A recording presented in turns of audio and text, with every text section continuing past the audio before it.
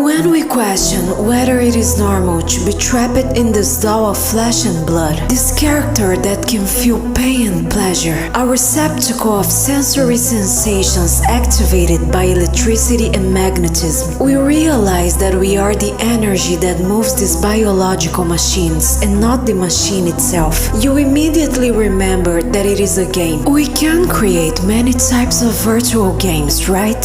Who guarantees that this has not been happening from higher dimensions? The designs of planets are so complex and perfect that they may be realistic biological virtual games created by highly advanced dimensional consciousnesses that develop the technology to buy themselves to a three-dimensional avatar and live a character firsthand in a universe with physical laws, karmic laws, challenges and rewards. After all, games and virtual realities are concepts created by us, but that does not mean that technologies like this do not already exist on other planes. As above, so below. To awaken, you must decipher the riddle, since once immersed in the game, the mind of the character is a blank memory, programmed to believe that only this physical world exists, when in truth it is a holographic matrix made of mental technology, energy, geometry, and biological information. Through the mind, we are able to access all versions of an avatar in the game, jumping from one reality to parallel reality. We are doing this all the time, and the proof of this is the Mandela effect, because we can perceive a small difference in the details from one reality to another. We can move from body to body toward better versions of the realities that already exist in the game, because if you can see something in your mind, what is the difference between these mental images and physical images? Science has already discovered that a movement performed mentally and a movement performed physically activate exactly the same areas of the brain, the operating system of the avatar, which is why there is so much possibility for co-creation and enjoyment. All of this seem to be designed as a game in which neutral consciousness has fun and can experience good and evil in a body of flesh, going through a rabbit hole